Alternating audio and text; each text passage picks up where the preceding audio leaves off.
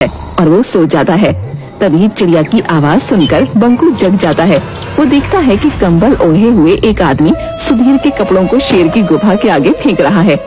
बंकू मचान से उतरकर उस आदमी को पकड़ लेता है। भोगता कहाँ है? जरा अपना चेहरा तो दिखा। भोगा, तुम तो गांव के सारे बच्चे तुम ही गायब कर रहे हो। मरेगा, सब मरेगा। अब कोई नहीं मरेगा, अब बस तू ही मरेगा। इतना कहकर बंकू जोर से भोगा के पेट में मुक्का मारता है, लेकिन भोगा को कुछ नहीं होता। अलबत्ता भोगा के एक मुक्के से वो बेहोश हो जाता है। समय पर शेर के आ जाने से भोगा वहाँ से भाग जाता है। उठो बालक, वो कहाँ गया? वो तो भाग गया। बंकू तपस्वी देवराज की कुटिया पर जाकर, प्रणाम महाराज। आदमखोर शेर को मार डाला तुमने? नहीं महाराज, आदमखोर शेर नहीं, आदमखोर शमशान में रहने वाला भोगा है। लेकिन आपके वरदान ने उस पर क्यों काम नहीं किया? मैंने वरदान दिया था कि जानवर के सामने तुम में उससे 10 गुना शक्ति आ जाएगी। ये आदमी पर लागू नहीं होता। उस भोगा में तो बहुत शक्ति है, उसे परास्त करना मुश्किल है।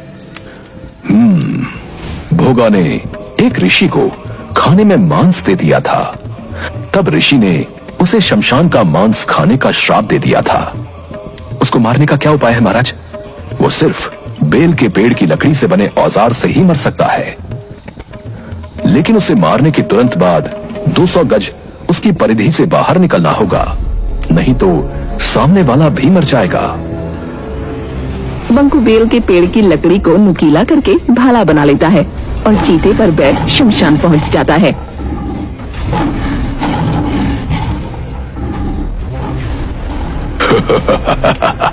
आ गए, आज तेरी मौत तुझे यहाँ खींच लाई है।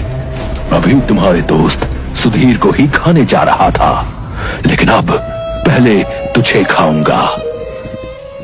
चीते, तू भाग जा, नहीं तो तू भी मारा जाएगा। पहले तू बचकर दिखा, ये ले। बंकू भाले से कई बार वार करता है, लेकिन भोगा को कुछ नहीं होता।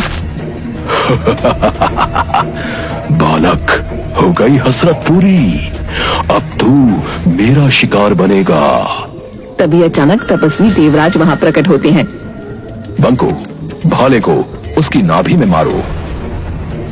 बंकू जैसे ही भोगा की नाभि में भाला मारता है, एक विस्फोट होता है। बंकू तुरंत चीते पर बैठकर 200 गज दूर हट जाता है। भोगा का शरीर वहीं भस्म हो जाता है। बंकू को सुधीर के साथ आते हुए देखकर गांव वाले खुशी से उछल पड़ते हैं। सेठ मंगत लाल और सरपंच हुकुम सिंह बंकू को इस कार्य के लिए 500 स्वर्ण मुद्राएं देते हैं।